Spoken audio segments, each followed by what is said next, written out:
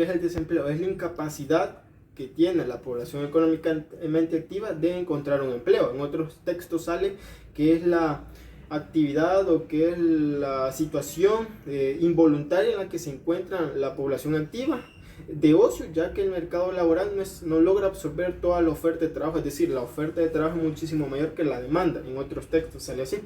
Bien, pero ¿por qué preocupa tanto el desempleo? ¿Por qué a las economías les es tan grave de tener una tasa de desempleo alta? ¿Por qué los economistas se preocupan tanto? Por dos razones o por muchas razones. Entre ellas tenemos, el desempleo provoca pérdida en la producción y en ingresos, es decir, la producción cae debido a que no se utilizan eficientemente todos los recursos con los que cuenta una economía. Y en el ingreso hacemos referencia a que el Estado pierde ingresos a través de los impuestos que pagaban tanto el trabajador como el empresario porque él tuviera un trabajo formal. La segunda causa o consecuencia por la que el desempleo es preocupante es que genera una pérdida del capital humano. Se desaprovecha tanto el capital humano que se recurren a otras formas para obtener ingresos. Y aquí viene la segunda, que es el aumento de la delincuencia. Un ejemplo práctico es que muchas veces las personas, debido a que no logran obtener un empleo, lo buscan y no lo logran encontrar, pues entran en una necesidad tan grande que no hayan otra forma que hacer que dedicarse a actividades delictivas, provocando un aumento de la delincuencia, ya sea robos, asesinatos, para conseguir que ellos puedan obtener ingresos para poder seguir día a día, lo que no está bien, pero sucede en la realidad.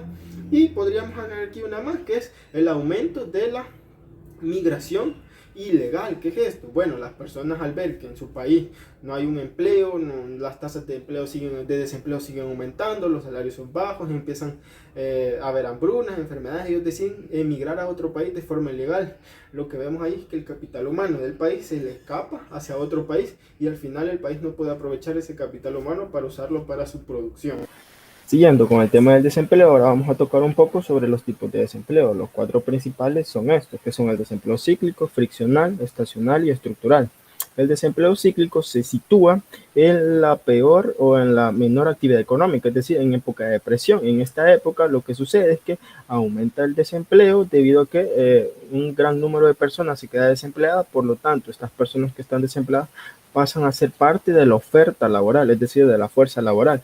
Entonces, la oferta supera en gran medida a la demanda, que son las empresas. Después pasamos al desempleo friccional. Este sucede en corto plazo. ¿Por qué? Porque una persona, supongamos que estaba empleada y decide renunciar y renuncia para buscar un mejor trabajo. Ese tiempo en el que va a buscar ella trabajo se le considera como desempleado, pero se da en un corto tiempo porque se espera de que la persona rápidamente se pueda volver a colocar en un nuevo puesto de trabajo. Después pasamos al desempleo estacional, que es causado por épocas de inactividad económica. ¿Qué hace referencia a esto? Esto hace referencia a épocas como por ejemplo del verano, del invierno, en épocas donde el desempleo aumenta debido a que los estudiantes no están haciendo nada, entonces deciden buscar un trabajo. Época de verano, entonces ahí aumenta el desempleo. También podemos decir en época de invierno, la agricultura es un ejemplo claro porque en época de invierno las cosechas no se dan muy bien, entonces el desempleo aumenta. Después pasamos al desempleo estructural. La demanda de trabajo no se ajusta a lo que la fuerza, a lo que la fuerza laboral ofrece, es decir, supongamos que un empresario está buscando ciertas habilidades en una persona y esta persona no las posee. Entonces ahí se da el desempleo estructural porque lo que demanda la empresa no se ajusta a lo que yo ofrezco como persona que está buscando un empleo. Después pasamos a los tipos de enfoques. Estos enfoques nos ayudan a poder estudiar cuáles son las causas del desempleo. Primero tocamos el enfoque ortodoxo, en el cual incluye los neoclásicos y Keynes, y después tocamos el enfoque heterodoxo que incluye a Marx.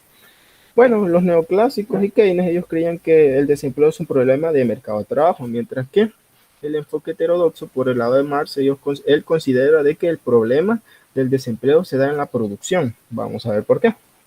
Primero tocamos el enfoque ortodoxo, como ya expliqué, e incluye a los neoclásicos y a Keynes.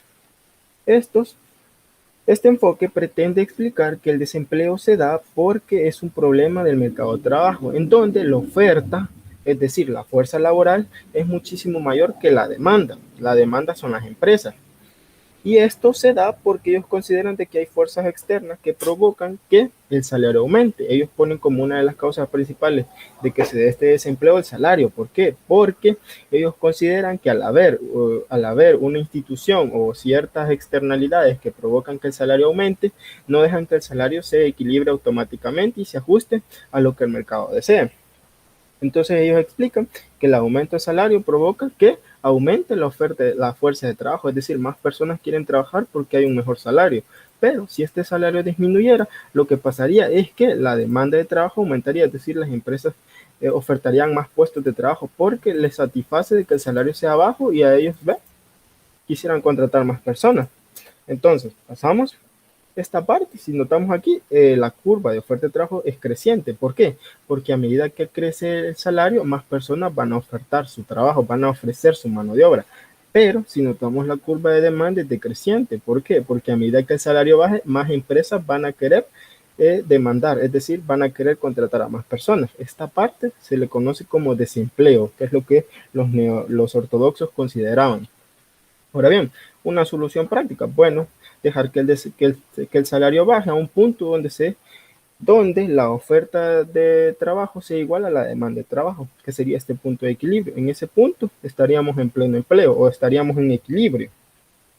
Pero ¿qué nos dice el enfoque heterodoxo por el lado de Marx? Marx es racio en esto porque él considera de que el desempleo es un problema estructural, es decir, es inherente al capitalismo. ¿Pero por qué lo considera? Bueno, lo considera así porque él cree que el desempleo ayuda a que el capitalismo aumente su ganancia, a que el capitalista aumente su ganancia, gane mucho más. ¿Por qué?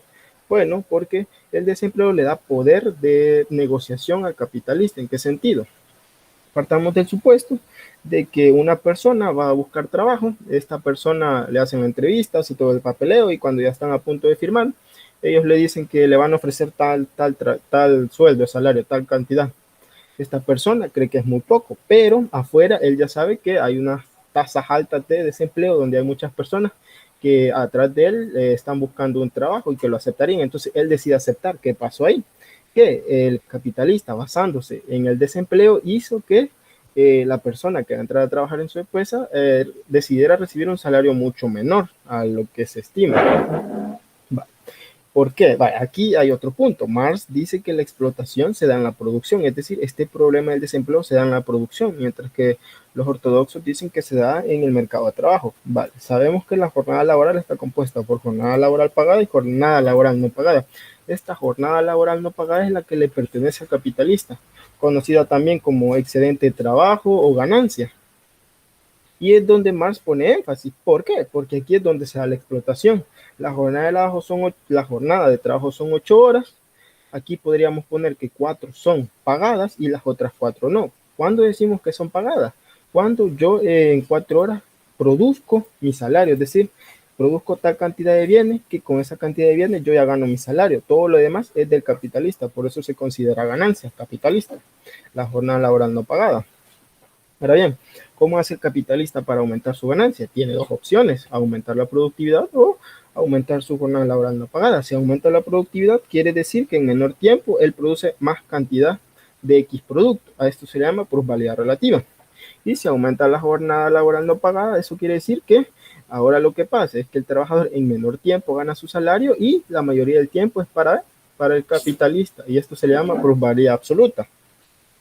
Ahora bien, Marx hace énfasis en esto, como hablábamos al inicio, el desempleo le da un poder de negociación al capitalista. Este poder de negociación lo que provoca es que tenga una acumulación de capital.